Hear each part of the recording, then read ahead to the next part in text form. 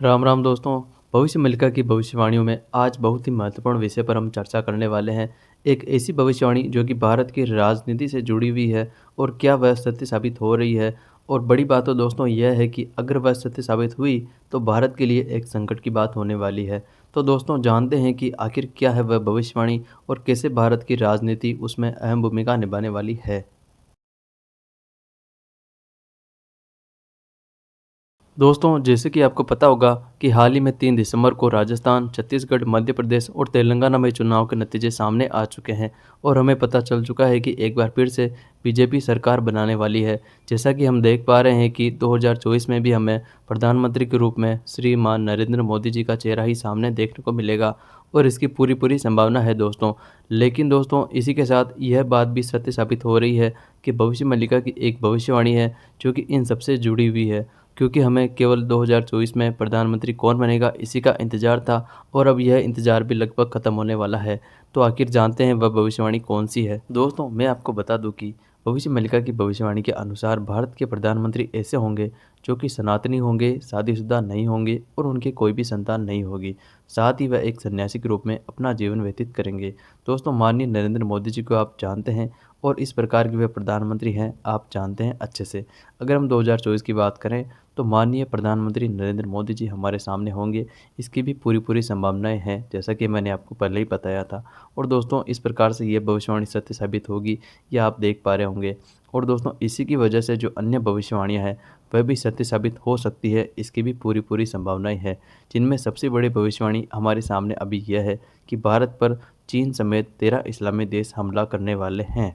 दोस्तों अगर आप ये सोच रहे हैं कि भारत पर कोई बाहरी देश हमला कैसे कर सकता है, भारत तो बहुत ही शक्तिशाली देश बन चुका है। तो दोस्तों इसकी वजह और इसके सबूत आपके सामने वीडियो में आगे पेश किए जाएंगे। आप वीडियो में बने रहें और वीडियो को देखते रहें।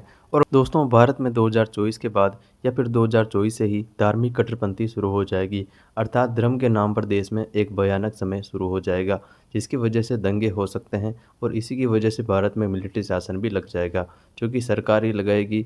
इतना ही नहीं दोस्तों, भारत की राजनीति में कुछ ऐसी हलचल होने लग जाएगी जो कि साधारण नहीं होगी, जिसकी वजह से हालात बिगड़ेंगे और भारत की आंतरिक स्थिति कमज़ोर होने लगेगी और इसी वजह से बाहरी देश भारत पर हमला करने के बारे में सोच सकेंगे। दोस्तों यह घटना मैं आपको तब की बता रहा हूँ जबकि तीसरा विश्व युद्ध चल रहा होगा और वह सिर्फ चल ही नहीं रहा होगा बल्कि अपनी चरम सीमा पर होगा। तब चीन और कई मुस्लिम देशों के पास खाने पीने की भी व्यवस्था नहीं रहेगी। तब वह अपने आप को जीवित रखने के लिए भारत पर हमला करने की साजिश बनाएंगे, क्योंकि केवल भारतीय एक ऐसा देश है जो कि इस युद्ध में अभी तक शामिल नहीं होगा और उसके पास अच्छी व्यवस्था है। दोस्तों हम बहुत ही धनी लोग हैं, इसलिए भारत पर हमला किया जाएगा। जिन दोस्तों को वीडियो में बताई गई इस भविष्यवाणी पर अभी तक विश्वास नहीं हो रहा है उनके लिए इस वीडियो में अब कुछ भविष्यवाणियों को सबूतों के साथ बताया जा रहा है। कृपया आप इन्हें ध्यान से देखें। और दोस्तों यह केवल कुछ भविष्यवाणियां हैं, अच्छे से समझ लीजिए कि ये क्या है। पाकिस्तान की खुफिया एजेंसी आईएसआई ने कनाडा, यूके, जर्मनी, ऑस्ट्रेलिया और अमेरिका के सिख बहुल्य इलाकों में अपने एजेंट्स सक्रिय कर दिए हैं। इनके माध्यम से वो आतंकी संगठन सिख फॉर जस्टिस खालिस्तानी आतंकियों को करोड़ों रुपए की फंडिंग कर रहा है। साथ ही वो आतंकियों को विभिन्न देशों में भारतीय दूतावास पर हमले और प्रदर्शन के लिए भी उकसा रहा है। दरअसल आतंकी हरदीप सिंह निज्जर की हत्या को लेकर भारत और कनाडा के बीच तनाव चल रहा है, जिसका फायदा पाकिस्तान उठाना चाहता है। इसी को अंजाम देने के लिए उसकी खुफिया एजेंसी आईएसआई ने भारत विरोधी माहौल बनाने के लिए दुनिया के सिख बहुल्य क्षेत्रों में अभियान शुरू किया है, जिसे के नाम दिया गया है। के नाम का मतलब खालिस्तान से है। मीडिया रिपोर्ट के मुताबिक आईएसआई ने पाकिस्तान में रह रहे खालिस्तानी आतंकी हरविंदर सिंह रिड्डा और कनाडा में उसके सहयोग से खालिस्तानी मूवमेंट चला रहे आतंकी पन्नू के जरिए गैंगस्टर लॉरेंस बिश्नोई से संपर्क साधा था। इसमें गैंगस्टर को हथियारों की तस्करी में मदद करने का प्रस्ताव दिया गया। इसके बदले कनाडा को फंडिंग करनी थी। इसके अलावा इन टेरर फंडिंग का बड़ा हिस्सा भारत से भी जा रहा है, जिन्हें रोकने के लिए एनआईए ने 5 और 6 अक्टूबर को दिल्ली में देश भर के एटीएस प्रमुखों की बैठक बुलाई है। इसमें एनआईए चीफ, आईबी चीफ और रॉ चीफ भी मौजूद रहेंगे। अभी के लिए दोस्तों केवल ये रिपोर्ट है जिससे आप अंदाजा लगा लीजिए कि यह भविष्यवाणी सत्य हो सकती है या नहीं हो सकती है। दोस्तों भगवान जगन्नाथ से जुड़ी हुई कई सारी भविष्यवाणियां भविष्य मालिका में बताई गई है जो कि सत्य साबित हो चुकी है। लेकिन लोग उसको सच नहीं मानते हैं। तो दोस्तों आज आपको विश्वास हो जाएगा। दोस्तों पहली भविष्यवाणी उसमें की गई थी कि जब कलयुग का अंत आ रहा होगा, अर्थात सब कुछ विनाश की ओर बढ़ रहा होगा, तब भगवान जगन्नाथ के मंदिर के ऊपर जो झंडा है उसमें आग लग जाएगी, अर्थात उसमें आग लगने की कई सारी घटनाएं आपके सामने आएंगी। तो दोस्तों यह भी सत्य साबित हो चुकी है और इसके सबूत ये लीजिए। इतिहास में ये पहली बार हुआ है जब भगवान जगन्नाथ के मंदिर के शिखर पर दीपक से आग लगी हो।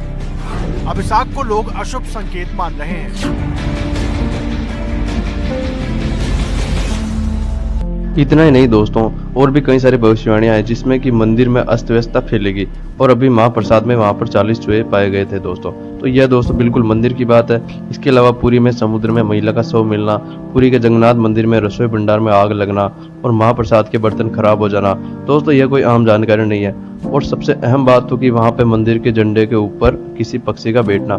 दोस्तों यह इतिहास में पहली बार हुआ है, जैसे कि इतिहास में पहली बार ही आग लगने की घटना हुई थी।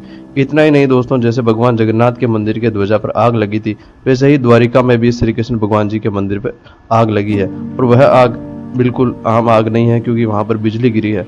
तो दोस्तों ये सभी जो घटनाएं हैं ये कोई आम घटनाएं नहीं है। और चलो ये हो भी गई, तो ये भविष्य मालिका में 500 से 600 साल पहले कैसे लिखी गई।